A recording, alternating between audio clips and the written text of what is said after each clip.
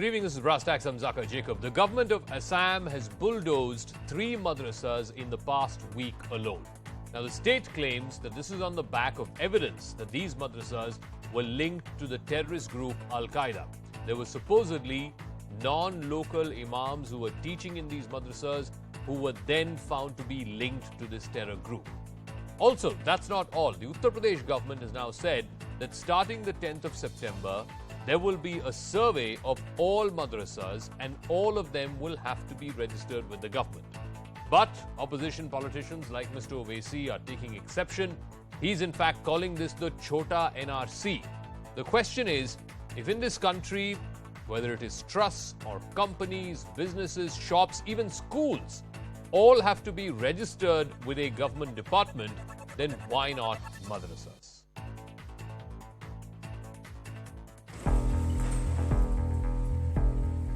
The Assam government demolishing a madrasa in the Bongaigaon district for carrying out jihadi activities on its premises.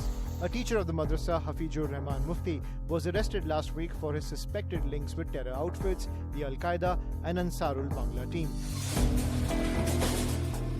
Assam police raided the madrasa on Tuesday along with Mufti and recovered objectionable literature including a leaflet on the Ansarul Bangla team and a logo suspected to be of the Al-Qaeda.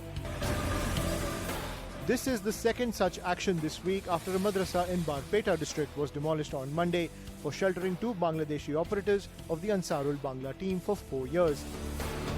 Politics started brewing soon with the AIUDF questioning the move and alleging the state government of targeting Muslims.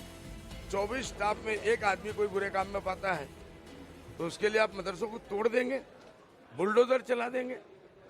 आपको जिहादी मिला पकड़ के ले जाइए, 1 मिलता है 10 मिलता है पकड़ के ले जाइए, हमारा कोई से नहीं है, हम आपके साथ में हैं। लेकिन मदरसों को तोड़ना इल्लीगल है।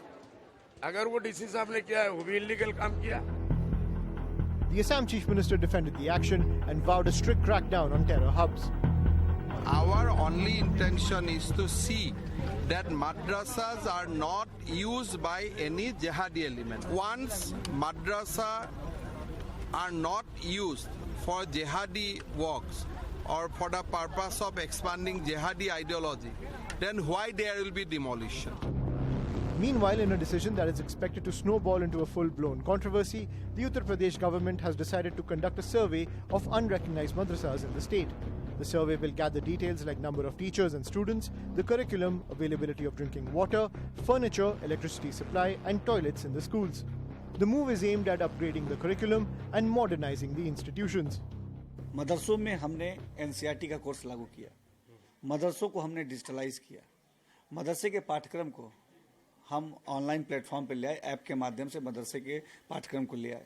ऐसे मदरसों का भी जानकारी होना गवर्नमेंट के लिए इसलिए जरूरी है कि गवर्नमेंट कोई भी स्कीम्स निकालती है तो उसके पास एग्जैक्ट आंकड़ा होना चाहिए। This decision hasn't gone down well with a lot of madrasa bodies who have claimed it as an attack on their autonomy. With the clear proof of some madrasas being hubs of terror activities, the big question remains, why oppose the regulation of madrasas and associate religion with the fight against terror? All right, let me open this up to our panel. Joining us on Brass Tacks this evening, Ratan Sharda is RSS researcher and author, Dr. Anurag Bhadoria, spokesperson of the Samajwadi Party, Syed Asim Waqar, spokesperson of the MIM Party, Maulana Masoodul Hasan Qasmi, Muslim scholar, and Dr. Dhyanendra Burman is assistant professor with the Cotton University in Guwahati. Ratan Sharda, I'll start with you. So the Assam government today demolishing yet another madrasa. This is the 3rd madrasa that's been demolished this month by the state government after police found evidence of these educational institutions being used as hubs for terror activities. Now, the question that people like Mr. Owaisi are asking is, yes, if 1 or 2 individuals have been picked up from this madrasa, go after them, let the full force of the law apply to them, but why are you destroying a building or an institution? See, it was not just question of one madrasa. It was a question of 3 madrasas one by one found and lot of incriminating issues found. In that case, it's for the government to tackle this very serious issue of terrorism, separatism that has been always there in Assam. We know type of times that Assam has gone through. Everybody knows it. We had the worst kind of infiltration issues. We had the worst kind of disturbances. When Satra land was cleared, which was occupied by infiltrators, even that time he was accused of, going against the law, but it was not against law. So government has to be firm and tough. That is why we have no terror attacks for last 8 years, while earlier we had terror attacks every month. So to keep on saying this NRC, etc., I would say if Owaisi is reminding us of NRC, I'm very happy, because NRC was an issue which was underlined by Supreme Court saying that we must have NRC. Why mini? Let us have maxi NRC, because every nation in the world has NRC. What is wrong with that? Why you make it an abusive issue? Why do you make it a terror issue? Why do you make it communal issue? I do not understand. Dr. Gyanendra Barman of the Cotton University in Assam, in Guwahati. No, I want to know specifically from the point of view of Assam. Just a moment. Yeah, just give me 1 second, sir. I'll come back to you. I'll circle back to you. The issue is of outsiders, illegal migrants who are coming and settling there. Has this issue of even I believe in this madrasa case, it was 1 or 2 imams who were non-locals who had come there and settled there, apparently married from there, and then they turned out to have terror links. Is this issue primarily being viewed from that prism of an outsider, illegal settler, illegal migrant, or is this being seen as a targeting of Muslims kind of an issue in Assam? In most of the cases, the immigrant Muslims, from the constituency of immigrant Muslims, we have seen these jihadi activities. Assamese people don't have any problem with the ethnic Muslims. But the immigrant Muslim community, we have seen these activities in the last 1 decade. We have seen these activities are coming up, and jihadi activities are coming up, and some political patronage, I would say. Let me give some facts. Let me present some facts before you. This madrasa that has been demolished, where this Al-Qaeda link, Al-Qaeda terrorist has been found, this was Markazul Marif Madrasa in Bangaigaon. And this Markazul Madrasa got 54.60 crore rupees from 5 ultra-radical Islamist groups, including Islamist Brotherhood's Armed Social Reform Society, Kuwait. And Badruddin Ajmal himself said that yes, his Ajmal Foundation received money. But he said that, okay, I don't know what are the activities of these organizations, but the organizations from which they received money, they have their declared ambition, objectives that we want to establish Sharia law across the globe.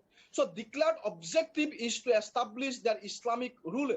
Okay. So this kind of Islamist activities we have in a chaotic situation and affecting our communal age-old communal harmony. So this is really threatening, because from Islamization project, people are getting funded from international suspected for lead organizations. Okay. We have seen what अनुराग भदौरिया, ये बताइए, आपने doctor Burman को भी सुना, ये जो मदरसा जो तोड़ा गया आसाम में, 50 करोड़ रुपया उनको टेरर ऑर्गेनाइजेशन से टेरर फंडिंग के माध्यम से आया था।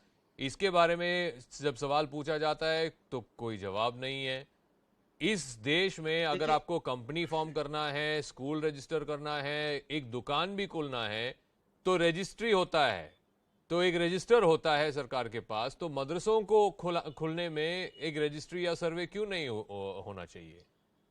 देखिए, मेरा एक सीधा सा मानना है, क्योंकि हम हिंदुस्तानी हैं और हिंदुस्तान में सभी जाति धर्म के लोग रह रहे हैं, स्कूल भी हैं, मदरसे भी हैं, गुरुद्वारे के भी अपनी स्कूल चलते हैं। तो हम तो चाहते हैं कि सभी स्कूलों में इस तरह की जो सर्वे होना चाहिए, तो सभी स्कूलों में होना चाहिए, क्योंकि बच्चे तो हमारे हिंदुस्तानी हैं और हिंदुस्तानी बच्चों को अच्छी शिक्षा मिले, कौन नहीं चाहता है?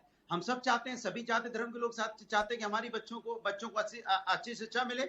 इसके लिए सरकार की जिम्मेदारी होती है कि सभी स्कूलों का ख्याल रखे। कई स्कूल ऐसे हैं, मदरसों की बात कर लें तो कई मदरसे ऐसे हैं जिसपे कंप्यूटराइज की बात की गई थी, किसको कंप्यूटराइज किया जाएगा, यहाँ पे एजुकेशन दी जाएगी, वो आज तक नहीं हुआ। यही यूपी गवर्नमेंट की बात कर रहा हूँ। और वहाँ पे कितने मदरसे, 528 मदरसे ऐसे हैं जिसको गवर्नमेंट के एडेड है, लेकिन उनको सैलरी, उनको तनख्वाह अभी तक नहीं मिली है, 2-2 साल से उनको तनख्वाह नहीं मिली है।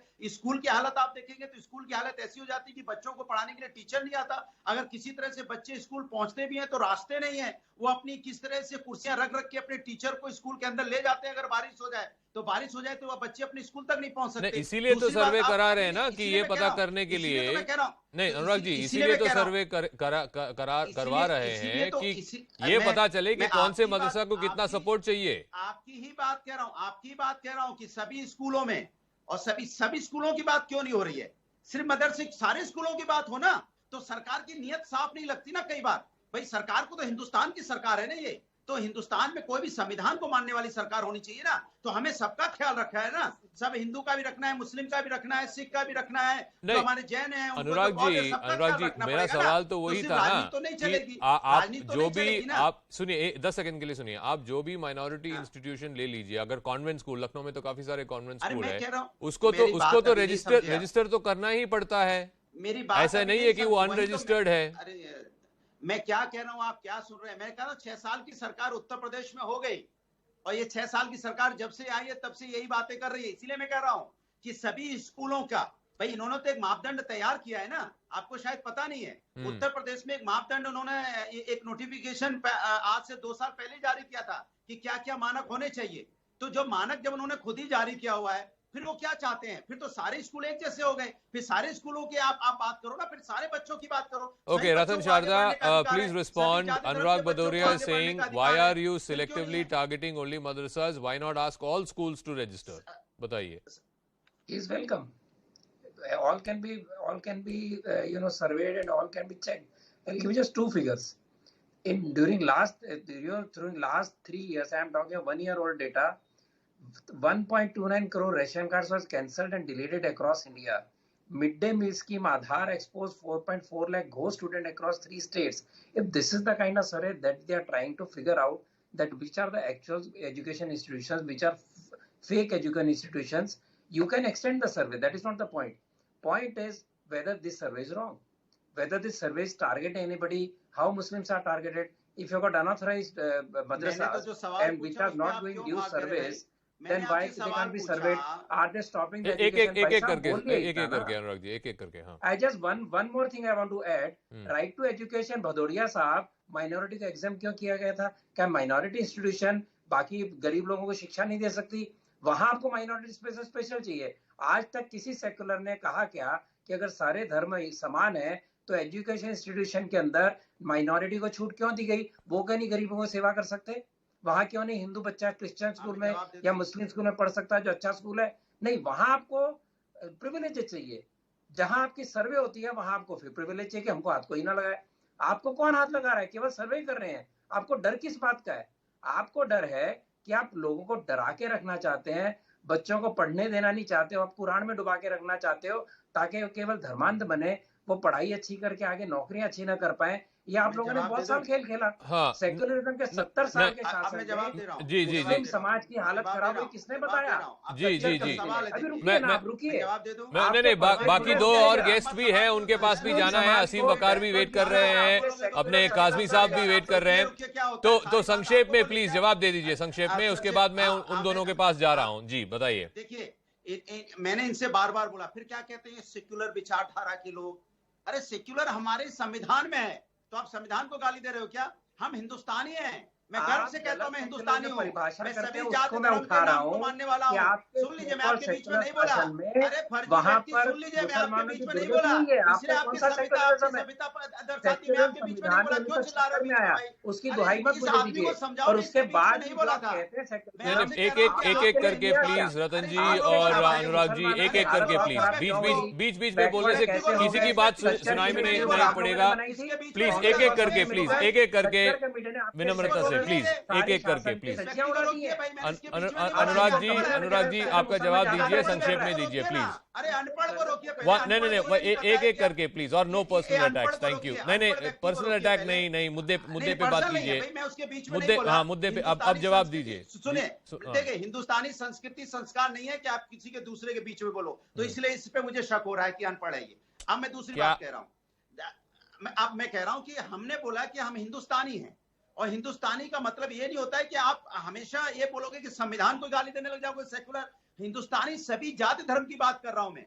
मैं किसी एक जाति और एक धर्म की बात नहीं करने वाला हूं, मैं हिंदुस्तान की बात कर रहा हूं कि सभी का। मैंने बोला ना, कुछ स्कूल ऐसे भी हैं जहां टीचर नहीं आते हैं, जहां किताबों, आपको पता है उत्तर प्रदेश गवर्नमेंट ने 1200 रुपए दिए बच्चों को, कह रहे हैं इसमें वो 2 ड्रेस भी खरीद लेंगे, इसमें वो अपने 2 इसमें किताबें भी खरीद लेंगे, जूते मोजे भी खरीद लेंगे, और उनके खाने की भी टिफिन की व्यवस्था हो जाएगी। बताइए 1200 रुपए में हो सकता है क्या इतना? आपको सारी चीजें चाहिए, बच्चों को आप 1200 रुपए दे रहे हो। असीम वकार जी, नहीं, ठीक है, सुन लिया मैंने। असीम वकार जी, सच्चर कमेटी की रिपोर्ट जो 2008-9 में आया था, सच्चर कमेटी की रिपोर्ट में ये बड़ा साफ क्लियरली लिखा गया था कि जो percentage of enrolment among Muslim children है वो बाकी कम्युनिटी से कम है, और उसकी एक वजह सच्चर कमेटी ने ये भी बताया था कि काफ़ी सारे मुस्लिम पेरेंट्स जो हैं, और ख़ास तौर पे जो गरीब परिवारों से आते हैं, they don't want to send their children to schools, they want to send them to madrasas. लेकिन इन मदरसों में क्या पढ़ाया जाता है? क्या इसमें साइंस और मैथ्स की पढ़ाई होती है या सिर्फ कुरान की पढ़ाई होती है? मतलब इन बच्चों के लिए भी मॉडर्न एजुकेशन तो ज़रूरत है ना। और ये चीज़ सच्चर कमेटी ने 10 साल पहले इसको फ्लैग ऑफ किया था। असीम वकार। ज़का जैकब साहब, बहुत बहुत शुक्रिया, आपने मुझे अपने शो में बुलाया। जी बोलिए। जितने भी मदरसे पूरे हिंदुस्तान में, नॉट इन यूपी ओनली, जितने भी मदरसे पूरे हिंदुस्तान में सरकारी एड से चलते हैं, वो सब मदरसों में वही कोर्स पढ़ाया जाता है जो बाकी स्कूलों में पढ़ाया जाता है। उत्तर प्रदेश में एनसीईआरटी की बुक्स चलती हैं, उन सभी मदरसों में इंग्लिश, हिंदी, मैथ, साइंस वैसे ही पढ़ाई जाती है जैसे बाकी स्कूलों में पढ़ाई जाती है। बहुत बढ़िया क्वेश्चन आपने कर दिया मेरे दिल का। देखिए, सबसे पहले तो ये समझने की ज़रूरत है कि मदरसा क्या है। मदरसे को सुनकर एकदम बिल्कुल आदमी बम्बार्ड हो जाता है, ऐसा लगता है जैसे पता नहीं क्या सुन लिया।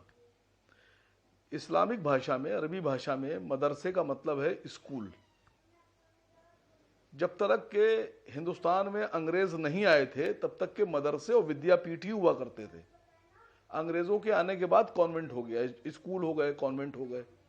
कॉन्वेंट माने भी स्कूल, गुरुकुल और विद्यापीठ माने भी स्कूल। जैसे ही किसी ने कहा गुरुकुल विद्यापीठ, हम समझ जाते हैं स्कूल है, शिक्षा दी जाती है।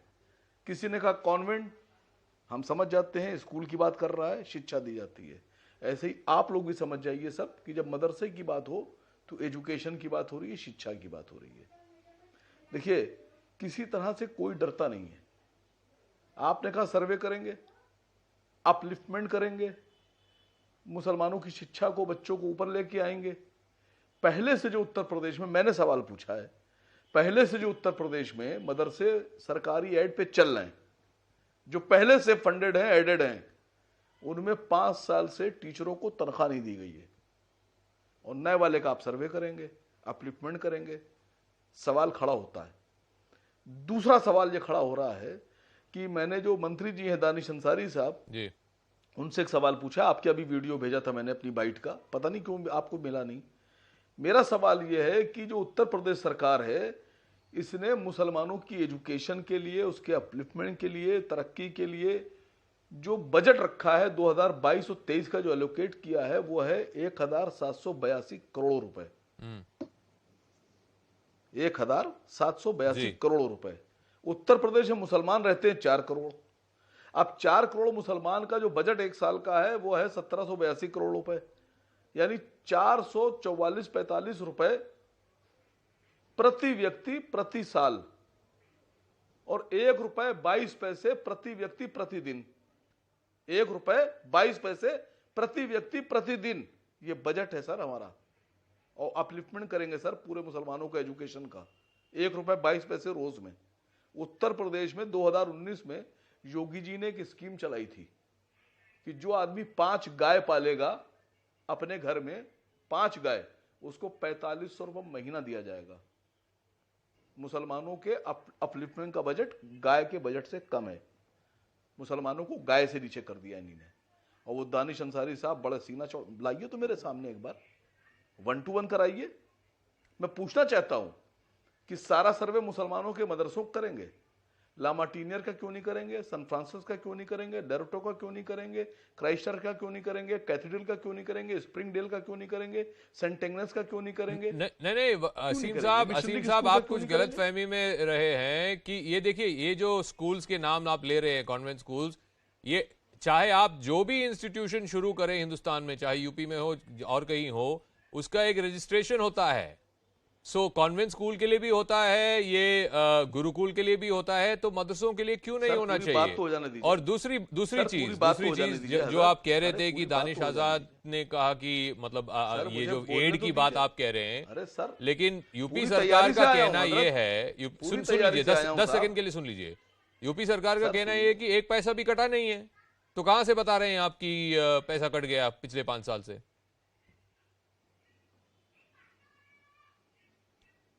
जी बोलिए।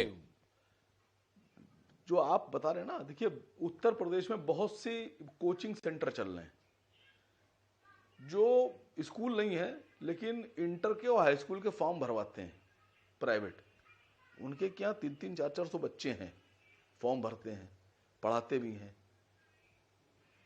प्राइवेट है। कराइए सर्वे उनका। सारी प्रॉब्लम मदरसों से। भाई आप अपनी वजह बता दीजिए कि क्यों करना चाह रहे हैं। आपने कहा अपलिफ्टमेंट, तरक्की, तो जो पहले से हैं उनको तरक्की क्यों नहीं दे रहे हैं आप? आपने कहा नहीं हम एजुकेशन अपलिफ्ट करना चाहते हैं मुसलमानों की, ये बजट। तो मैंने पूछा 1 रुपया 22 पैसे के बजट में कैसे अपलिफ्ट करेंगे आप? तरक्कियाती काम कैसे 1 रुपया 22 पैसे पर डे में होंगे प्रति व्यक्ति में? किसी के पास जवाब हो? इतने लोगों में मुझे दे दिए, मैं बैठा हुआ हूं, हो सकता हूं मैं गलत हूं। और अगर 1 रुपया 22 पैसे में प्रति व्यक्ति प्रतिदिन आप किसी की एजुकेशन अपलिफ्टमेंट डेवलपमेंट कर सकते हैं, तो फिर जादूगर साहब आप फिर अपनी स्कीम बताइए। Okay, Ratan Shah respond to that. He is saying for 4 crore Muslims in Uttar Pradesh, दुनिया से लोग आपके पास आएंगे, ओनली 1700 करोड़। दुनिया से लोग आपके पास आएंगे कि कैसे आपने कर लिया सवाल आपने? पूछ लिया, अब जवाब भी सुन लीजिए। हाँ रतन शारदा जी। हाँ this way of using per capita expense of students. रतन शारदा कौन है ये? नहीं, एक मिनट सर। अरे वो आपने सवाल पूछा, वो जवाब तो सुन लीजिए ना वकार साहब। ये सरकार नहीं है, ये पार्टी नहीं है, ठीक है, आरएसएस नहीं है। नहीं ठीक है, ऑफिशियल आरएसएस नहीं, तो क्या हुआ? वो हिंदुस्तान के नागरिक नहीं है क्या? ये कौन है? उनका भी एक विचारधारा है कि नहीं है? वो क्या जवाब नहीं दे सकते क्या? नहीं, आपने सवाल पूछा, जवाब तो सुन लीजिए, उसका तो क्षमता रख लीजिए ना प्लीज। फिर मैंने आपसे कहा सरकार का जवाब कैसे देंगे? ठीक है, सरकार से भी पूछ लेंगे। आप अभी फिलहाल तो उनका जवाब तो सुन लीजिए। आप उनके जवाब सुनने में क्या आपत्ति है आपको? नहीं सर, इनके जवाब ही नहीं सुनेंगे सर। अरे सर, मैं चैनल चला रहा हूँ, मेरे चैनल पे मैंने उनको गेस्ट के तौर पे बुलाया है, जैसे आपको बुलाया है। उनको भी मतलब फ्रीडम ऑफ एक्सप्रेशन है, रखने दीजिए उनको। बोलिए रतन शारदा। नहीं सर, जिसकी कोई हैसियत नहीं है वो आदमी सरकार ओके वकार साहब सुन लीजिए आप। रतन शारदा ओली, सरकार में नहीं है प्लीज। रतन शारदा ओली, गलत बात सर, गलत बात। बोलिए, गलत बात सर, बोलिए। सरकार ऐसे व्यक्ति हैं जिन्होंने पिछली डिबेट में, आज से 2 घंटे की पहले डिबेट में एक मौलाना को यह कह के झाड़ दिया कि तुम मुस्लिम हो ही नहीं, प्रूव करो तुम मुस्लिम हो, तुम कादियानी हो। क्योंकि उन्होंने कहा कि हमारे यूपी में किसी को समस्या नहीं है ये सर्वे की। तो वकार साहब के तो अपने एजेंडा है, उनका एजेंडा उससे तो चल नहीं रहा कि भाई वास्तव में समस्या क्या है। जहां when they talk about per capita expense on education, has he checked the figures of Samajwadi Party earlier, the Congress Party earlier? Even if you go by the national budget, we have terribly low budget on education. Everybody knows it. So are we going to divide it per capita and then say, oh my God, 50 पैसे पर दिन पे education होता है क्या? हो रहा है एजुकेशन। आपको अगर दिक्कत है तो आप सारे पर कैपिटा लाइए, पिछले 50 साल की फिगर लाइए। अगर आपके सेक्युलर जमाने के अंदर, जैसे मैंने कहा था, अगर आपका इतना बढ़िया बजट चल रहा था तो सारे मुसलमानों की दशा सच्चर कमेटी रिपोर्ट के अनुसार इतनी दुर्गति क्यों हुई थी? इसका उत्तर है आपके पास। हैदराबाद का क्या बजट है, तेलंगाना का क्या बजट है पर कैपिटा माइनॉरिटी के लिए? और आपको माइनॉरिटी का बजट चाहिए ही क्यों? आप सेक्युलर हो ना, आपको सारे देश के हर पंथ के लोग को वही बजट होना चाहिए। हिम्मत है तो कहिए आप नहीं कहेंगे। आपको प्रिविलेज चाहिए माइनॉरिटी के, आपको सेक्युलरिज्म का ढोल भी पीटना है, आपको केवल सेक्युलरिज्म का ढोल पीट के अपने कम्युनल लंगर पूरे करने हैं। मौलाना काज़मी साहब, सुनने की हिम्मत नहीं है, इसके लिए टोकते रहेंगे। यहाँ सरकार का तो कोई आदमी नहीं है, बहस में ना आते। लेट मी आस्क, बहस में ना आते ना। लेट मी आस्क मौलाना मकसूदुल हसन काज़मी, यूपी सरकार का जो मदरसा के लिए जो बजट था 2021-22 में, दैट वाज 479 करोड़। नाउ ये क्या लेजिटिमेट सवाल नहीं है कि ये 470 करोड़ या 480 करोड़ कहाँ जा रहा है, किसके पास जा रहा है, ये किस चीज़ के लिए उपयोग किया जा रहा है? इसके लिए एक सर्वे अगर करा रहे हैं तो उसमें क्या आपत्ति है सर? जका जी, आपका बहुत अच्छा सवाल है, शुक्रिया आपने मुझे मौका दिया आखिर में, लेकिन ज़रा मुझे बोलने दीजिएगा थोड़ा सा 1 मिनट। हमें किसी भी मदरसे पर आप सर्वे कराओ, उस पर कोई एतराज़ नहीं है, बल्कि हम तो ये कहते हैं कि install the CCTV cameras in all school all मदरसाज, monitor by the security agencies, हमें कोई वो नहीं है। हमारी मस्जिद में, जिस मस्जिद में मैं इमाम 20 साल नमाज पढ़ाई, CID के लोग आते थे तो मैं उनसे कहता था कि हुजूर आप गलत आ रहे हैं, पहले ऐसा करो कुर्ता पजामा और शेरवानी टोपी पहन के आइए और 1 हफ्ते तक, मुझे भी मत बताइए, और 1 हफ्ते तक इस मस्जिद में आके बैठिए, आपको पता लग जाएगा इसमें क्या हो रहा है। तो वो सब, जब हमारे पास कोई वो है ही नहीं तो डरना किस बात का, किस खूब कीजिए। लेकिन जो आप ये कह रहे हो कि भाई एक मौलवी पकड़ा गया, वो एंटी नेशनल एक्टिविटीज में पकड़े गए, हम खुश हैं, क्या आपने उसको पकड़ लिया? Anybody who goes against national interest, who goes against interest of the country, he should face harshest punishment. But सवाल ये है कि अगर उस बिल्डिंग को, मदरसे को ना तोड़ा जाता और उस जगह को, उस बिल्डिंग की को we must have used this building for as the education, school for the poor children, as the hospital for the poor children, तो ये अच्छा रहता या नहीं रहता? लेकिन काज़मी साहब, ओवैसी साहब तो कह रहे हैं कि ये तो छोटा NRC है। क्या नहीं, वो हम ओवैसी साहब की वजह से नहीं कह रहे, हम तो ये कह रहे हैं कि 2 मार्च 2017 में, I am using word the conviction, Ajmer bomb Bilas case में RSS के 2 प्रचारक देवेंद्र गुप्ता और सुनील जोशी कन्विक्ट हुए थे। मैं कन्विक्ट यूज कर रहा हूं। अरे सर, उसका और मदरसों का क्या लेना देना है? मदरसों की बात आपने कहा, गरीब मुसलमान बच्चों की शिक्षा की बात करें, उसी पे रखिए ना, मुद्दा तो वही है जी। कौन कन्विक्ट हुआ, कौन नहीं कन्विक्ट हुआ, उसका क्या लेना देना है? मैं ये कह रहा हूं, मैं ये कह रहा हूं कि बेवजह में this is the waste of time and waste of मैं आपसे एक सीधा सा सवाल है, काज़मी साहब, सीधा सा सवाल है, क्या आपने भी अभी बोला कि आपने एक मदरसे में 20 साल पढ़ाया, क्या आपको लगता है कि मदरसों में, हाँ ठीक है, मैं मदरसे का पढ़ा हुआ, हाँ ठीक है, तो मैं आपसे पूछ रहा हूं कि क्या यूपी सरकार या जो भी सरकार हो, मदरसों का अगर सर्वे करा रही है, क्या आपको लगता है कि ये NRC बाय बैकडोर है, ये छोटा NRC है, जैसे ओवैसी साहब कह रहे हैं? देखिए, मैं पॉलिटिक्स में नहीं जाना चाहता, लेकिन मैं सवाल उठा रहा हूं मंशा पर।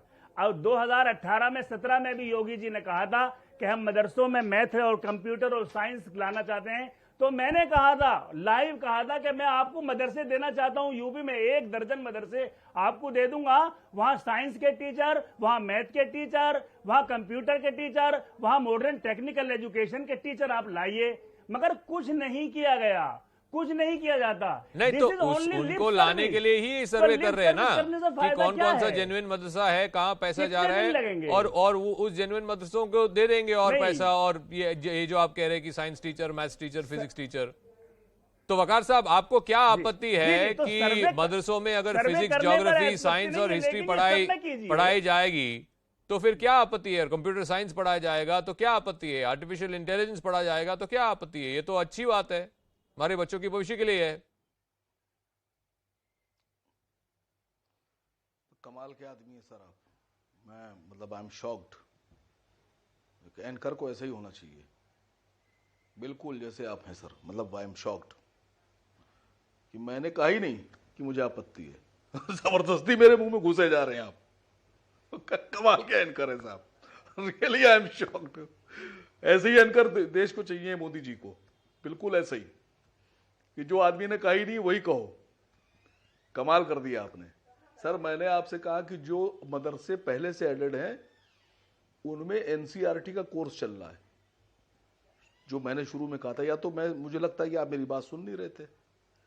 मैंने आपसे कहा था कि हर मदरसे में जो सरकारी एड से चल रहा था, बड़ा था, और जो गैर सरकारी एड से भी चल रहे हैं उनमें भी इंग्लिश भी पढ़ाई जा रही है, मैथ भी पढ़ाई जा रही है, साइंस सब पढ़ाया जा रहा है।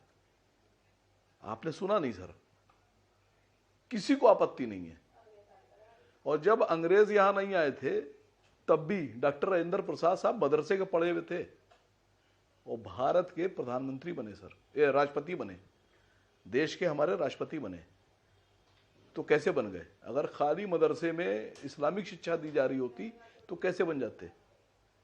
बहुत से ऐसे मुख्यमंत्री हैं जिनके प्राइवेट सेक्रेटरी, पीए वगैरह, बहुत से आईएएस ऐसे हैं जो मदरसे में पढ़े हैं और बहुत ऊंचे ऊंचे पदों पे हैं सर। बात को समझने की कोशिश कीजिए। ये लड़ाई मदरसा वर्सेस सरकार नहीं है, ये लड़ाई मुसलमान वर्सेस सरकार है, मुसलमान वर्सेस बीजेपी है सर। मैं डिफाइन कर रहा हूं आपको। मैंने आपसे पूछा कि ₹1.22 प्रति व्यक्ति प्रतिदिन के हिसाब से आप कैसे एजुकेशन दे देंगे? ज़का जैकब साहब, आपने उस सवाल ही नहीं सुना। नहीं, उनका कहना है, मेरे सवाल का जवाब मैं दानिश आजाद के साथ एक इंटरव्यू भी कर रहा हूं इसके बाद। मैं उनका कहना ये है यूपी सरकार की कि मुझे बुलाइए, ये जो कटौती की बात आप कह रहे हैं कि मतलब पूरा काट दिया, उनका कहना है कि 1 पैसा भी कटा नहीं है पिछले 2 सालों में या 3 सालों में। Anyway, be that as it may, I'll get a final word from both Ratan Sharda and Anurag Bhadoria.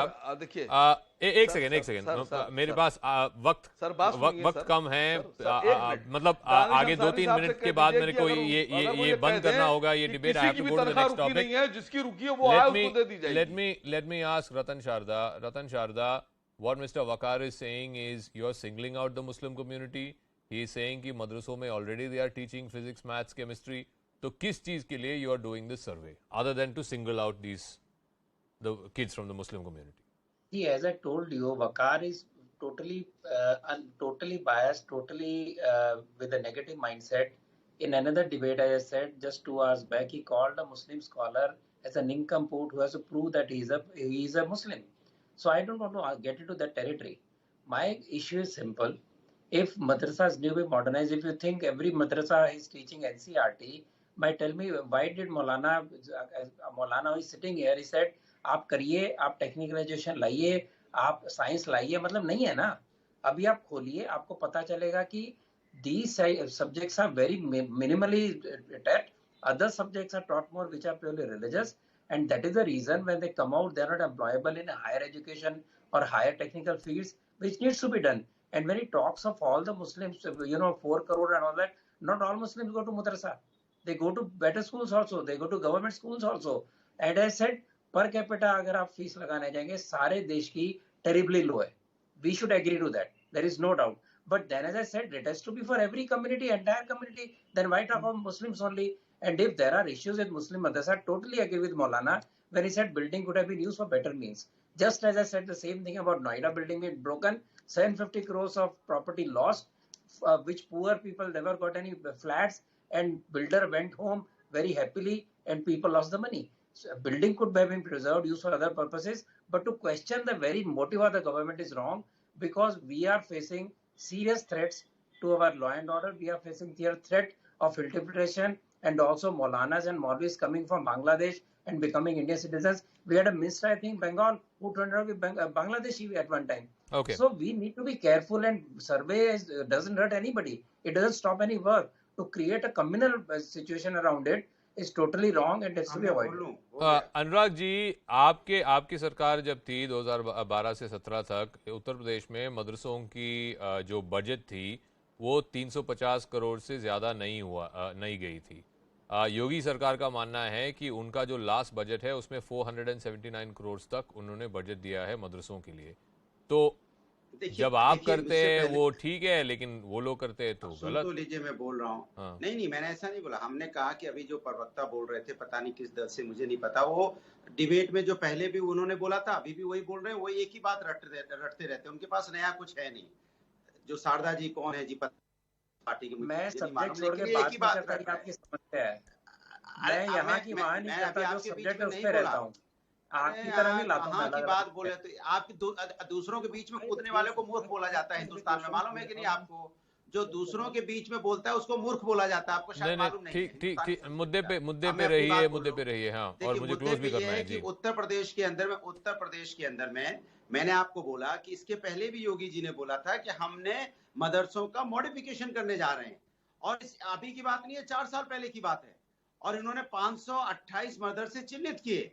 आज तक ना उसमें कंप्यूटर लगा, ना एजुकेशन हुई, ना वहां पे टीचर हुआ, ना टीचर को सैलरी मिली। तो इसके मतलब आपको करना कुछ नहीं है। सिर्फ एक तब भी इशू बनाया था, 2-4 दिन डिबेट हुई, आपने भी आके डिबेट की लंबी, आपका भी माहौल बना, भाई एजेंडा चल रहा है, लेकिन हुआ क्या? कुछ नहीं। इसी तरह स्कूलों का हालत भी वही है। आज उत्तर प्रदेश स्कूल की हालत यह है कि स्कूल में जाने के रास्ता तक नहीं है, खेत से बच्चों को जाना पड़ता है। अगर स्कूल के अंदर घुसना हो तो रास्ता नहीं है, वहां कुर्सी लगा के अंदर घुसना पड़ता है। टीचर्स के वहां पे टीचर समय से नहीं है। तो ये बीजेपी जो है सिर्फ मुद्दे बनाती है, इसको करना कुछ नहीं है। करना होता तो अब तक यहाँ पे कुछ एजुकेशन होगा नहीं होती। हिंदुस्तान की एजुकेशन सबसे बड़ी प्रॉब्लम है, एजुकेशन आगे बढ़ानी है। Okay, I'll leave it at that. I have to completely wrap up because I'm completely out of time. All I'll say is that if this is a reform move to identify which are the madrasas which are registered, which are following NCERT curriculum, where maths, physics, chemistry, geography, etc. is being taught, if that is the intention of this move, then this is a welcome one. But if the move is to try and polarize, or the move is to try and communalize education, then that would be a most unfortunate one. One person who believes that this is, as I said, he calls it Chota NRC, is Mr. Asaduddin Owaisi. He believes that the Assam crackdown, as well as the UP government's decision to conduct a survey of madrasas, is all just NRC through the back door. Earlier in the day, I spoke to him. I'll start with what happened in Assam.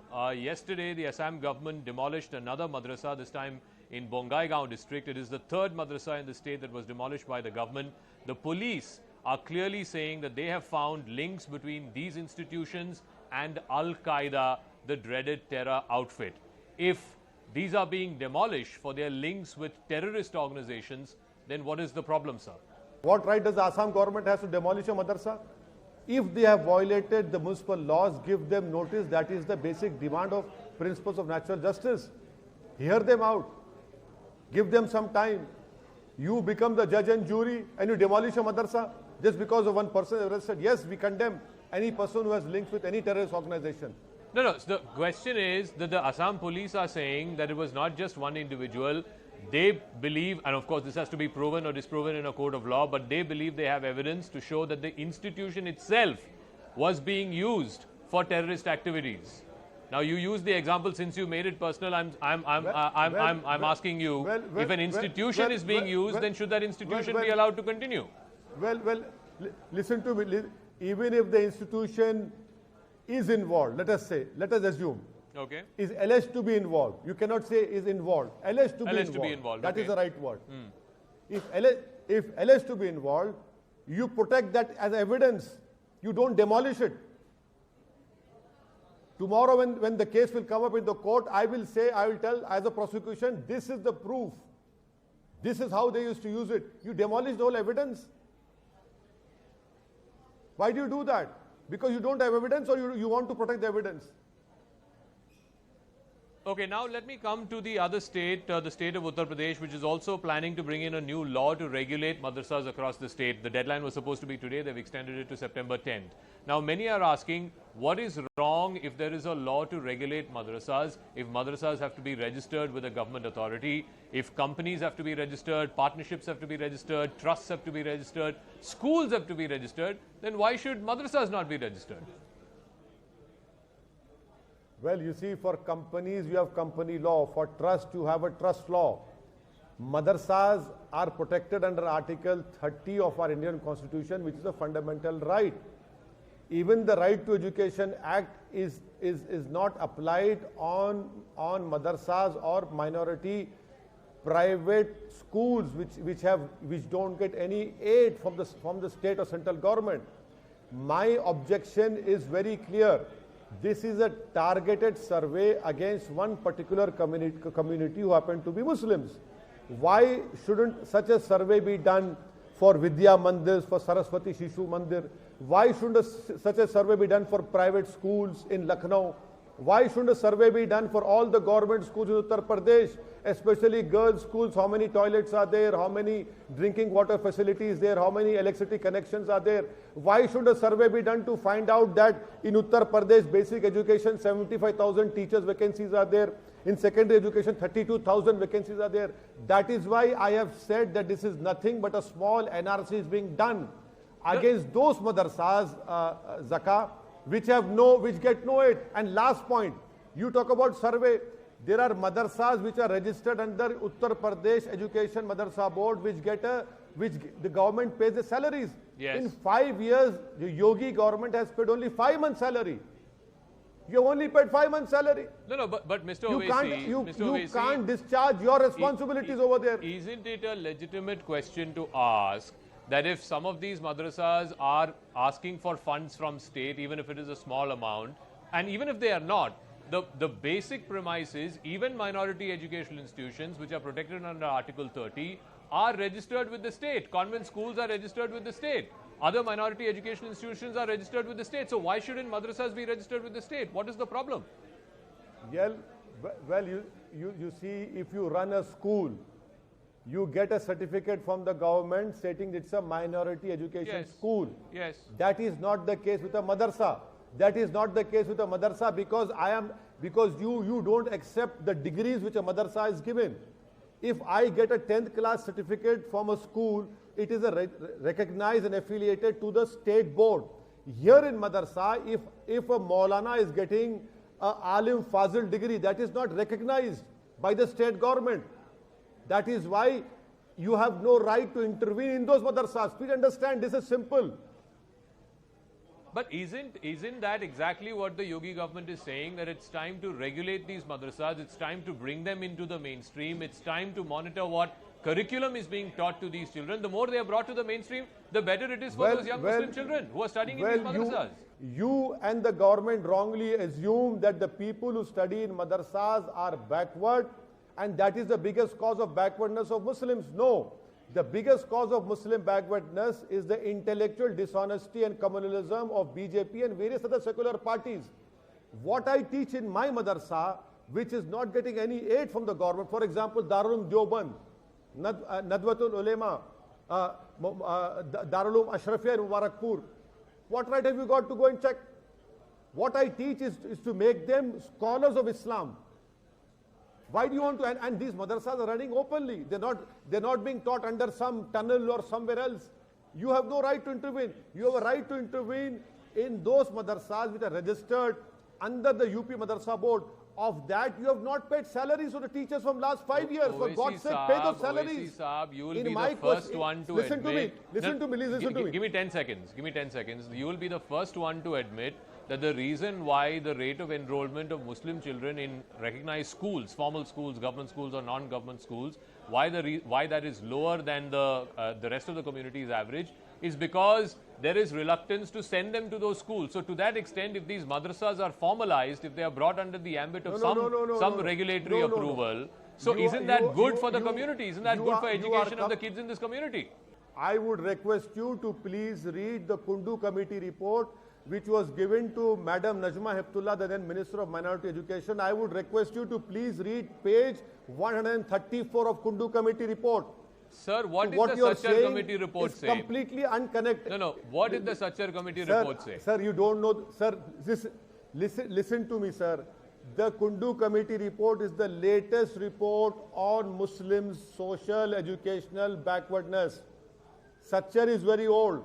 I am talking about the Professor Kundu Committee report. If you don't believe me, call once Professor Kundu to your program and say that this member of parliament who's infamous for making 8 speeches has said this, you'll get the right answer. All right, now I want to go across to Danish Azad Ansari. He's the UP Minority Affairs Minister. Danish साहब बहुत-बहुत धन्यवाद हमारे साथ जुड़ने के लिए. आपने ओवैसी साहब की सुना है, वो कह रहे हैं कि ये जो सर्वे आप करा रहे हैं मदरसों का, ये छोटी एनआरसी है. आप स्पेसिफिकली एक कम्युनिटी के बच्चों को टारगेट कर रहे हैं और ये नॉन सेक्युलर है, ये संविधान के विरोध एक पॉलिसी है. आपका क्या प्रतिक्रिया है ओवैसी साहब को और बाकी जो ऑपोजिशन के पॉलिटिशियंस को? देखिए, उत्तर प्रदेश में योगी सरकार अल्पसंख्यक समाज के, मुस्लिम समाज के तरक्की के लिए पूरी ईमानदारी से काम कर रही है। और ये जो सर्वे है कि जो गैर मान्यता प्राप्त मदरसे हैं वहाँ पे इंफ्रास्ट्रक्चर की क्या व्यवस्था है, बेसिक फैसिलिटीज जो स्टूडेंट्स को मिलने चाहिए वो वहाँ मिल रही है कि नहीं, इन तमाम चीजों के लिए ये सर्वे है। इसमें कोई भी नेगेटिव चीज ऐसी नहीं है। जिस तरीके का दुष्प्रचार करने की कोशिश ओवैसी जी कर रहे हैं, हमारा स्पष्ट मत है कि मुसलमान जो युवा है उसको बेहतर शिक्षा, बेहतर सुविधाएं मिलनी चाहिए और उसी दिशा में योगी सरकार लगातार मुसलमानों के तरक्की के लिए, अल्पसंख्यक समाज के विकास के लिए काम कर रही है। नहीं, एक और वो जो कंट्रोवर्सी जो था कि हाल ही में मदरसों को जो फंड्स जारी थी, जो रिकग्नाइज यूपी मदरसा बोर्ड के जो मदरसे हैं वहाँ पे जो फंड्स जा रहे थे उसमें बेहद कटौती हुई है, ये एक एलिगेशन था विपक्ष के द्वारा। आपने ओवैसी साहब को भी सुना, उसके पहले असीम वकार साहब भी थे, उनका भी मानना ये है कि पूरा जो मदरसों का जो फंड जाता था उसमें बेहद कटौती हुई है। उसको कैसे रिएक्ट करेंगे आप? मदरसों में कहीं किसी तरह की कोई कटौती नहीं हुई। अलबत्ता मदरसों का सुविधा बढ़ाने का काम योगी सरकार ने किया। और जो भी इस तरह की बात कह रहे हैं कि मदरसों में कटौती हुई या मदरसों के साथ भेदभाव हुआ, वो साफ तौर पे लोगों को गुमराह करने की कोशिश कर रहे हैं और अपनी राजनीति रोटी सेकने की कोशिश कर रहे हैं। उत्तर प्रदेश में योगी सरकार ने मदरसों को आधार का काम, मदरसों में डेवलपमेंट करने का काम और मदरसों के छात्रों को मेन स्ट्रीम में लाने का काम किया है।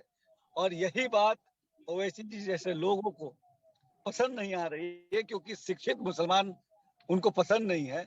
तरक्की की तरफ बढ़ता हुआ मुसलमान वो देखना नहीं चाहते, इसीलिए उस तरीके की बातें करके समाज में भ्रम फैला रहे हैं। लेकिन आज का मुसलमान वो जागरूक मुसलमान है, वो जानता है उसके लिए क्या भला है और वो जो सरकार की उनके लिए कल्याणकारी नीतियां हैं उस पर भरोसा करते हुए सरकार के साथ कदम से कदम मिलाकर चल रहा है। Okay, Danish Azad Ansari, the UP Minority Affairs Minister. We'll leave it at that.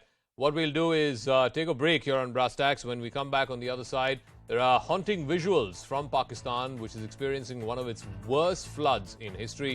That and more right on the other side.